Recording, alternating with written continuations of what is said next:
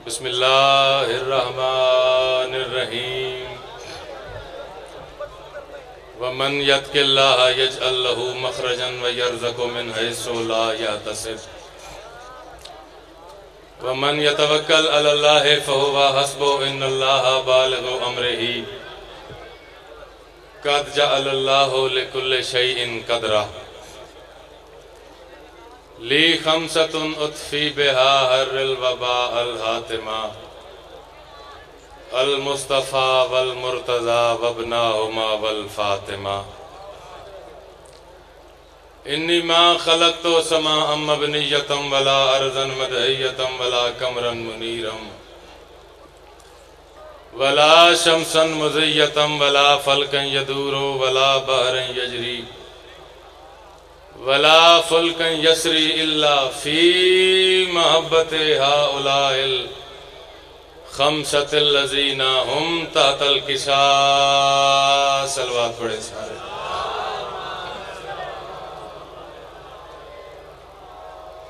مکے بڑے بڑے نہ مدینے بڑے بڑے دیکھے ہیں کربلا میں نگینے بڑے بڑے آل نبی کے واسطے لوگوں میں آج بھی ہیں بغض بے مثال تو کینے بڑے بڑے پشت نبی ہے اور شہنشاہ کربلا طے کر لیے حسین نے زینے بڑے بڑے دریا کے حکمران کو دریا پہ دیکھ کر دریا کے حکمران کو دریا پہ دیکھ کر چھوٹے حرامیوں کے پسینے بڑے بڑے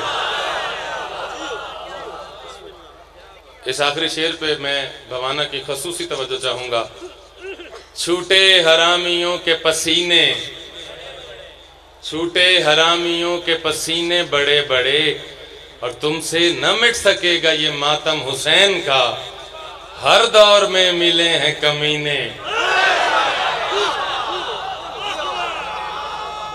بڑی نواز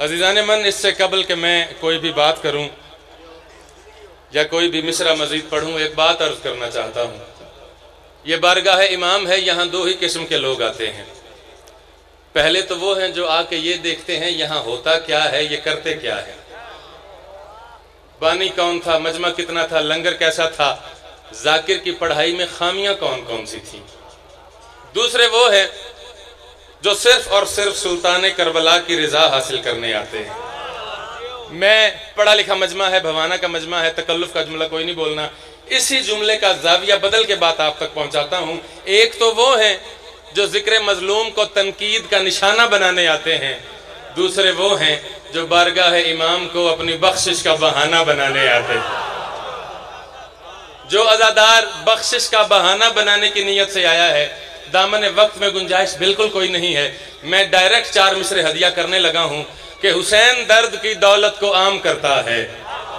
وہ زبان جو بنی ہی اس بادشاہ کے ذکر کے لیے ہے اسے دعوت دینے لگا ہوں حسین درد کی دولت کو عام کرتا ہے خدا کی مثل خدائی کے کام کرتا ہے جو بول سکتا ہے وہ کوشش کرے بولنے کی میں نے نتیجہ پہلے مصرے پر پہلی بات میں دے دیا ہے کہ جس کے ذہن میں تنقید کا نشانہ نہیں بخشش کا بہانہ ہے چوتھے مصرے تک وہ میرا ہمسفر ہو جائے اگر یہ مولا حسن کا جشن ہے اگر یہ بھوانا ہے میرے سامنے حلالی ہے تو ماحول ایسا ہو جائے گا کہ اسے کنسیڈر ضرور کیا جائے گا حسین درد کی دولت کو عام کرتا ہے خدا کی مثل خدائی کے کام کرتا ہے اور نہیں ہے جس کے بھی دل میں حسین کی الفت نماز پڑھ کے بھی سجدے حرام کرتا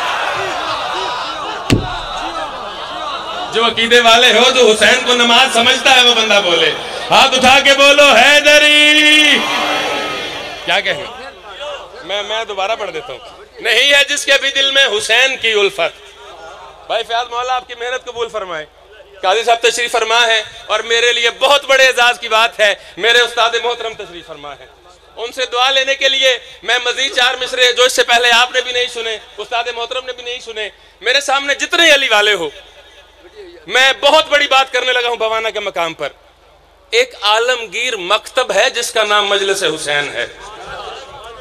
اس مکتب میں فلسفہ نہیں پڑھایا جاتا، منطق نہیں پڑھائی جاتی، نفسیات نہیں پڑھائی جاتی. بوانا والوں، یہاں صرف اور صرف غیرت پڑھائی جاتی ہے.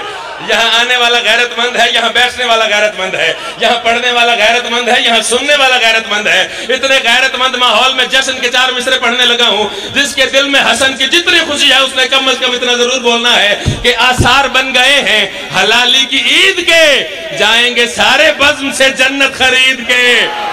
جو حسن کو سردار سمجھتا ہے جنت کا، وہ بندہ ضرور بولے گا. آثار اپنی ماں کی عزت کو سلام کرنا، اگر چوتھے مصرے پہ دونوں ہاتھ اٹھانے پہ مجبور ہو جاؤ. آثار بن گئے ہیں حلالی کی عید کے، جائیں گے سارے بزم سے جنت خرید کے. لیکن یہ فیصلہ بھی اٹل ہے جہان میں، آتے نہیں ہے جشن میں بچے یزید کے. بولو یار بولو، حلالی جو جشن کے لیے بیٹھے ہو، مولا سدا سلامت رکھے. یار مولا یہ بولنا سدا سلامت رکھے. لیکن یہ فیصلہ بھی اٹل ہے جہان میں، آپ کا یہ ہاتھ سدا سلامت رہے، یہ ہاتھ اٹھا کے بولنا سدا سلامت رہے.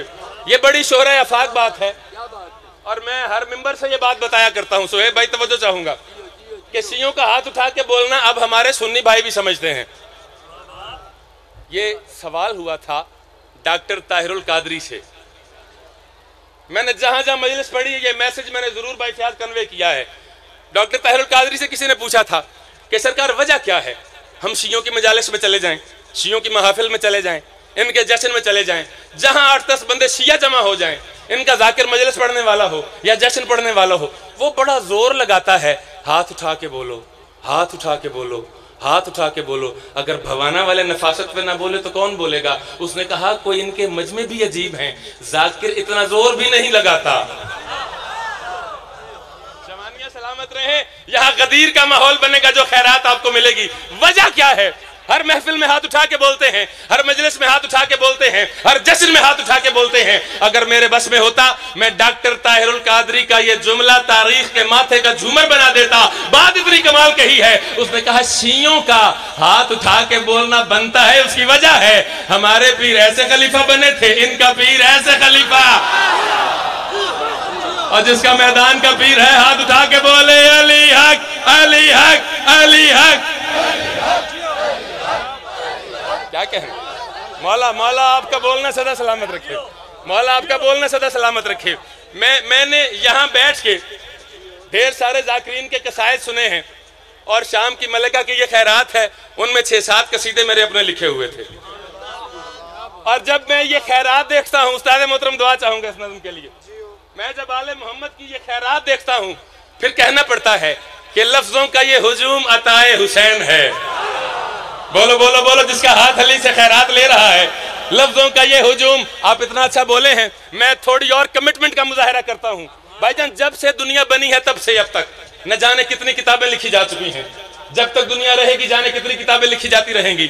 کوئی نوائے وقت میں کالم لکھتا ہے، کوئی جنگ میں لکھتا ہے، کوئی ایکسپریس میں لکھتا ہے، کوئی اوصاف میں لکھتا ہے، کوئی BBC کا نمائندہ ہے، کوئی وائس آف امریکہ کا نمائندہ ہے، کوئی ناول لکھتا ہے، کوئی ڈرامہ لکھتا ہے، کوئی فلم لکھتا ہے، کوئی کہانی لکھتا ہے. لیکن حلالیوں موالیوں کی موجودگی اور تائید میں مولا حسین کا غلام کہہ رہا ہے لفظوں کا یہ ہجوم عطائے حسین ہے. میں بھی، میرا قلم بھی برائے حسین ہے. اور کیا کہنے یار، میرا سلام ہے تمہاری سماعتوں کو، میرا سلام ہے ان اٹھے ہوئے ہاتھوں کو.